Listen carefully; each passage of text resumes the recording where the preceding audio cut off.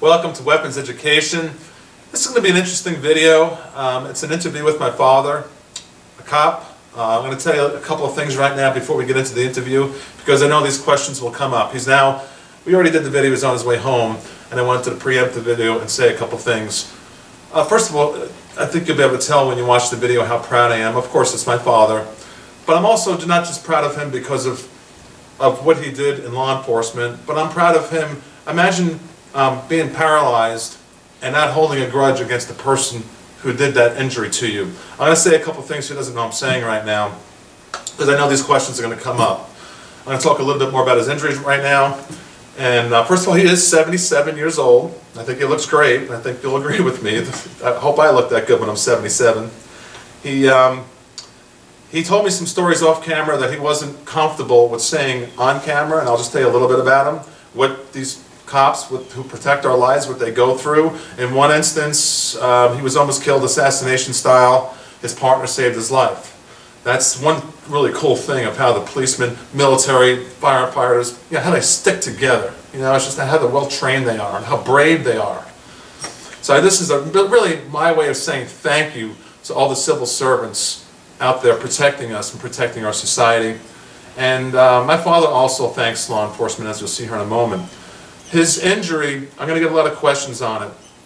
I was about 8 years old, and this also goes to show what family members have to go through. Spouses, children, brothers, sisters, the whole family tree is affected. All the friends of a cop who was hurt in the line of duty. And he was horrifically hurt. He kind of played it down in the video, as you'll see.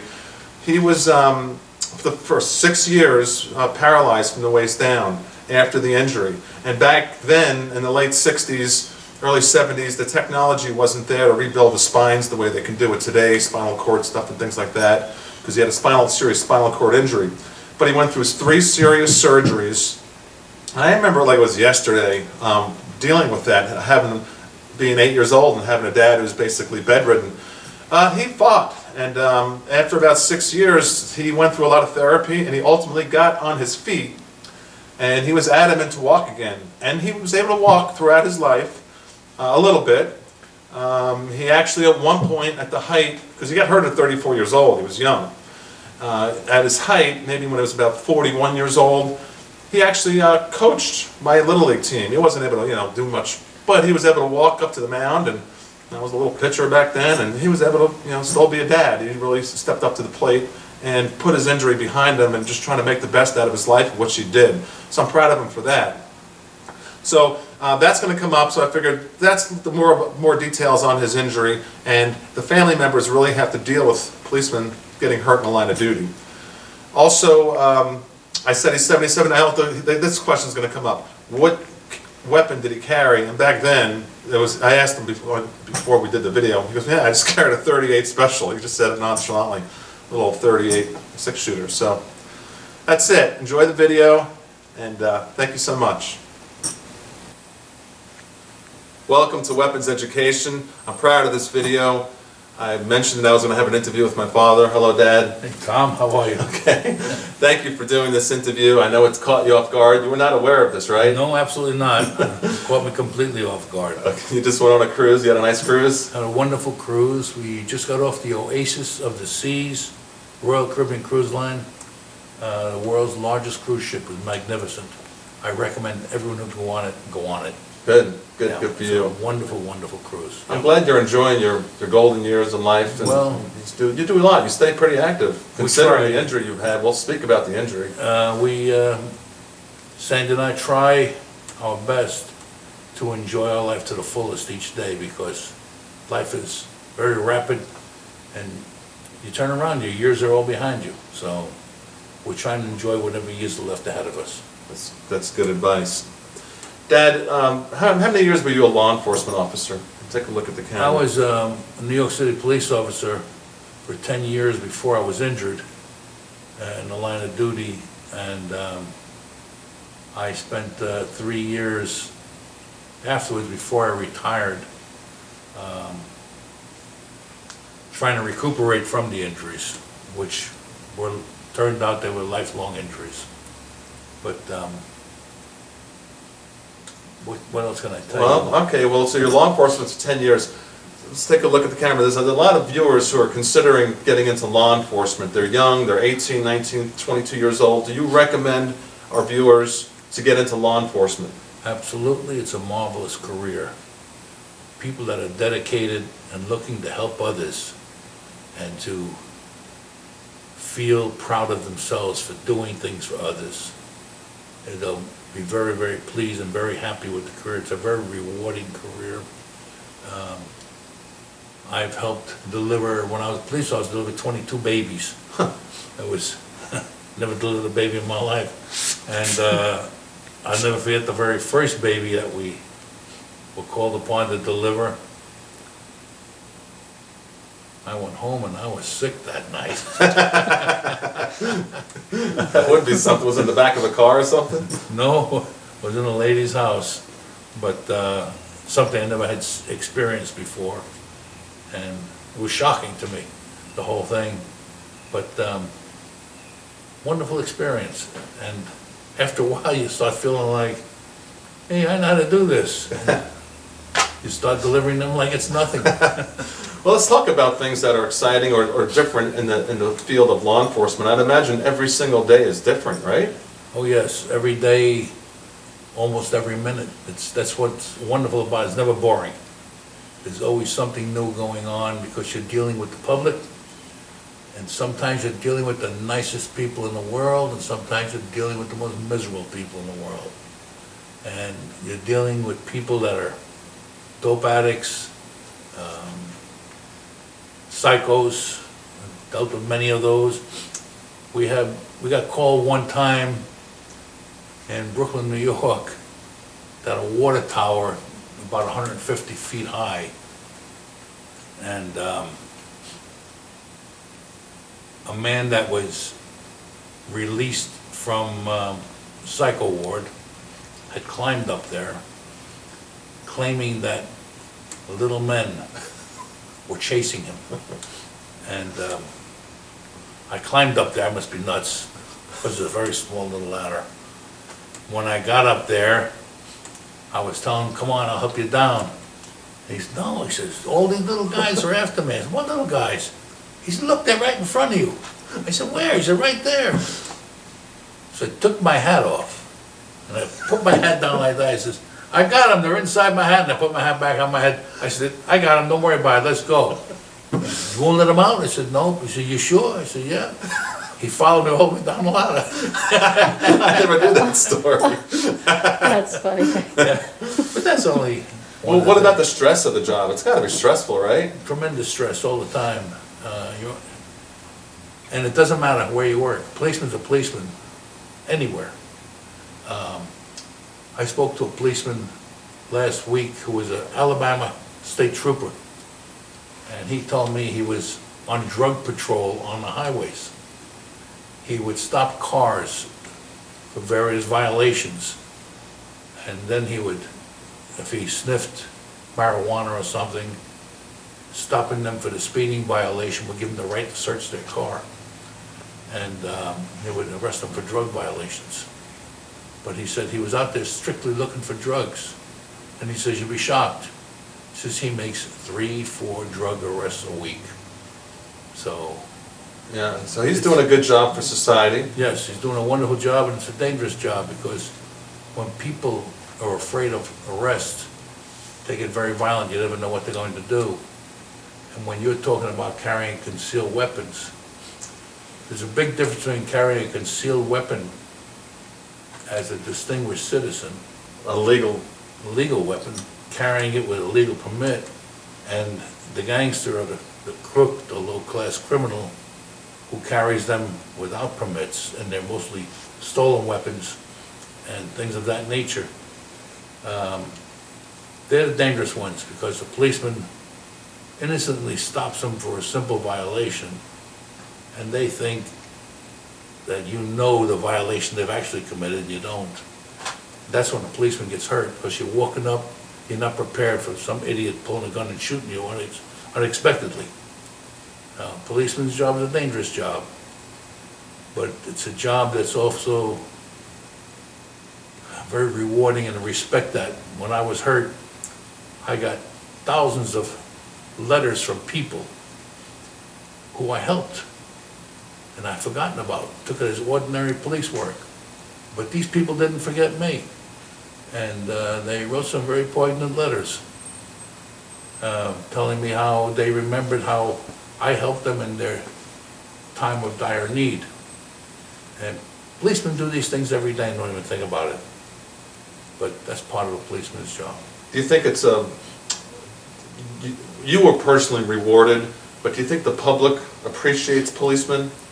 Or do you think it's kind of a thankless job? A lot of the public appreciates the We policemen. do. I think our view is, But in the, look at the camera here. in the, well, let's say, not the average person, but many people do not appreciate what a policeman does.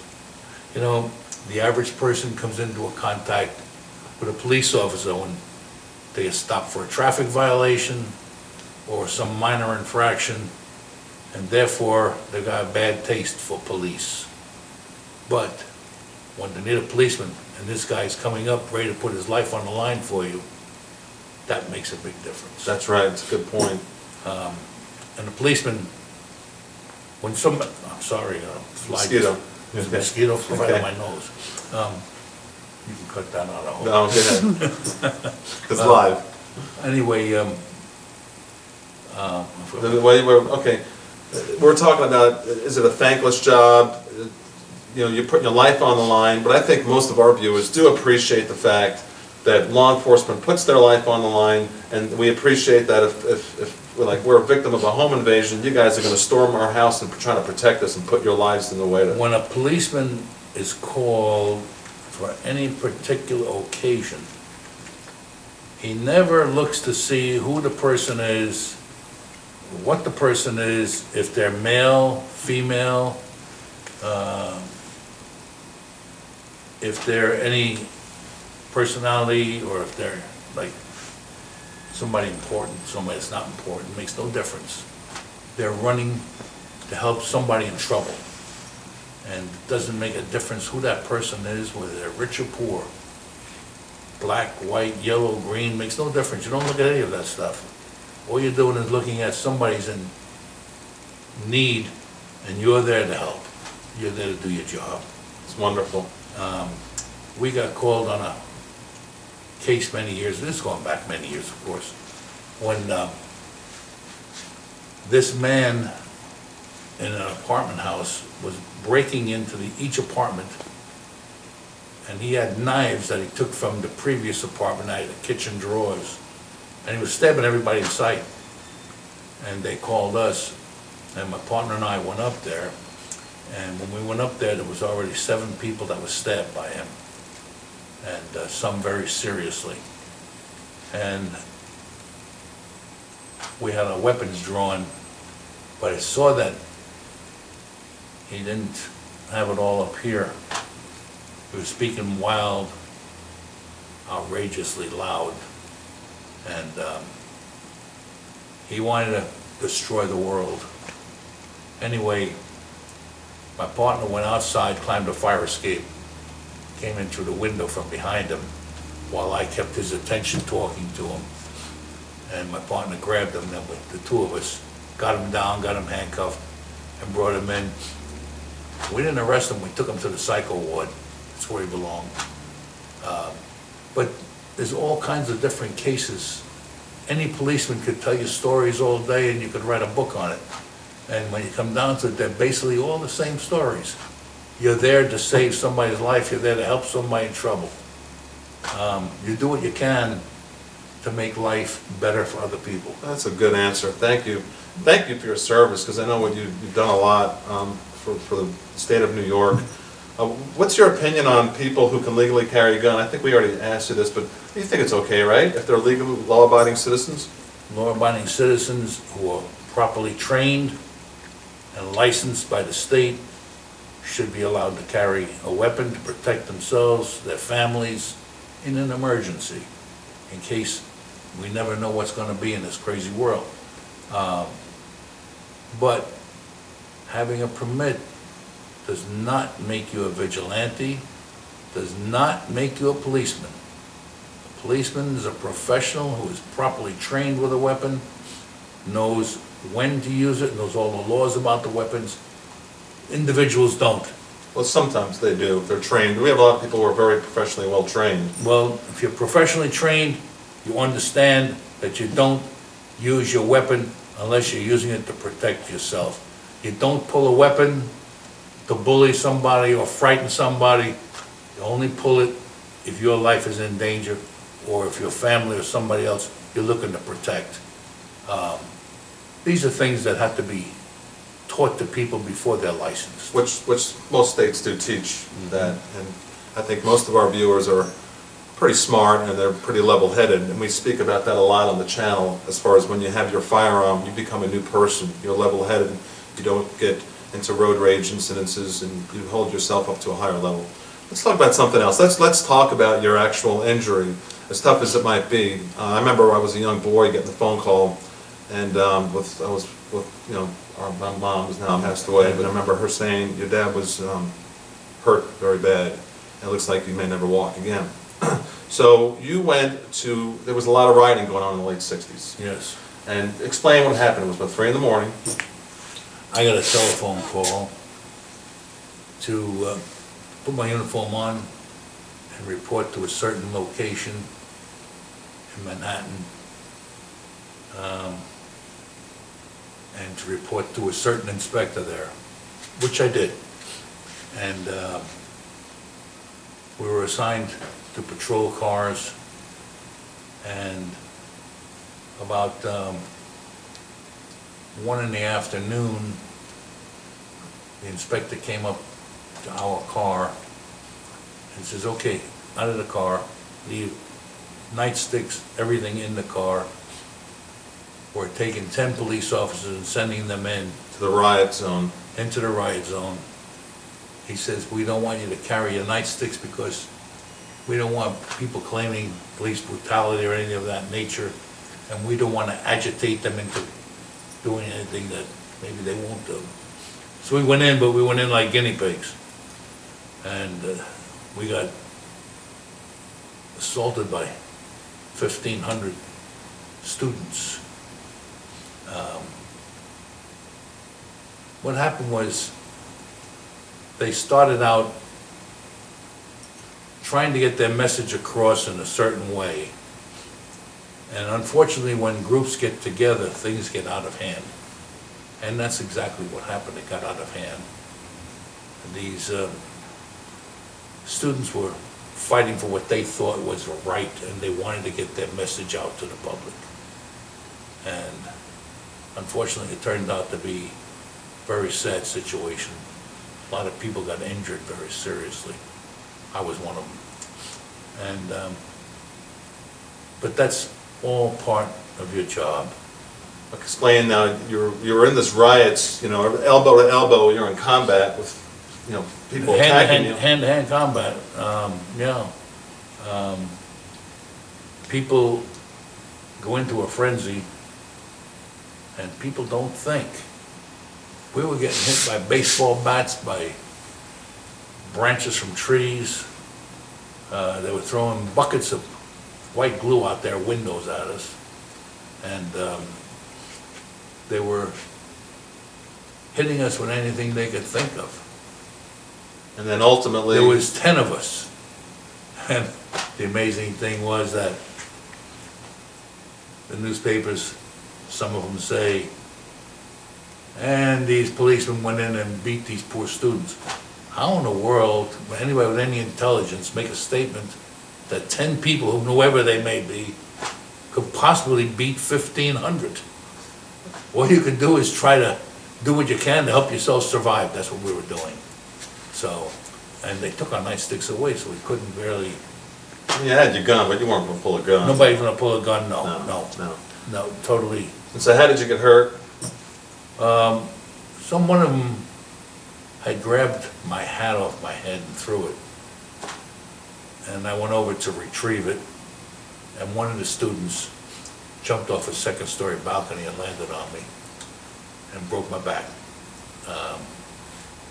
The policemen that were there had no idea I was so seriously injured, So they grabbed this student, two of them grabbed his arms and two of them grabbed his feet. They swung him back and forth and threw him into the crowd. Says, here, take him home. Well, we never saw him again. He went home, took a shower, shaved, changed clothes, cut his hair. Totally different person than the pictures that the newspapers carried of him coming down on me. So they never caught him? Never caught him, no. No, But it wouldn't have made a difference if they caught him or not, because I don't believe he deliberately was aiming to jump on me and to injure me. He could have possibly fallen, gotten pushed out, because they were all crowded at the windows up there. And on that balcony, it's very easily could have fallen off. But whatever, it wasn't going to change anything. I think his punishment is knowing that he seriously injured somebody for the rest of their lives, whether it be intentional or not. Anyway. And what I like about the story, if there's anything to like about it, what makes me so proud of you is 40 years later, I get a call from CBS News, and they wanted to talk to you back in '08 in the New York Times. That was the New York Times. New York Times, but they ultimately ran it on the CBS News. But my point is, 40 years later, you made a statement about the person who injured you, and explain it to the viewers how you feel. You hold no grudge.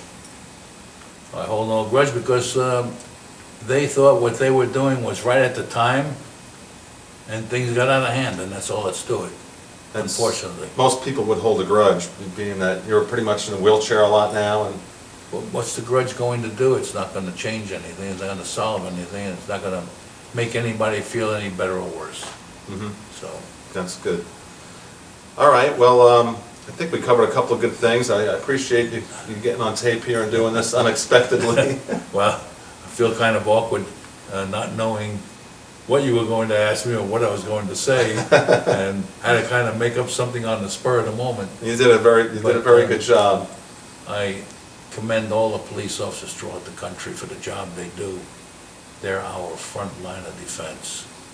And anything that goes wrong, the policemen are the first ones out there putting their lives on the line for the public. Let's talk about 9/11, because tomorrow's the 10-year anniversary. Very frightening. Very frightening, right? What's just off the cuff? I mean, what about policemen that day and the firemen? What did they do? They rushed into those buildings to help save people, and the buildings collapsed and they got killed. Again, part of the job. You never know what's going to come up, what you're going to have to do. I was shocked watching TV last night, watching the news, seeing policemen in New York City carrying automatic weapons. You would probably know what kind of gun it was. I don't, I'm not that familiar with them. But it's the first time I've seen policemen in New York City walking around. Probably like a SIG 5.56, SWAT gun. Big weapons. Yeah. And they're expecting trouble, and hopefully we don't have trouble. Yeah, because tomorrow's 9/11, they're worried about the anniversary. the terrorist threats. Yeah. And that's another thing, law enforcement, besides dealing with the public, they got to deal with terrorist threats. Law enforcement deals with everything. That's what I said, they're the first line of defense throughout the country. And during your time as a cop, you worked as in narcotics, I believe, correct? I worked narcotics, I worked prostitution, I worked undercover, all different parts. Plain clothes. Yeah. And then you also, of course, you worked as a uniform cop. Yes. And you traveled a long way to get to work each day, didn't you? I sure did. I traveled 45 miles each direction. Yeah. You took the train or you drove? I drove. Drove. I drove to work, and sometimes you're going to call in the middle of the night to drive in a snowstorm to get there. Up there we have snow. But it's all part of the job, and policemen go through this every day of the week. People don't realize what they go through, how to keep the peace, how to keep people protected. It's a big job, tremendous job, and they do a marvelous job of doing it. And so did you. Thank you. Well, thank you for your service. I love you, Dad. Thank you, son. Love you too. Checking out. Bye-bye.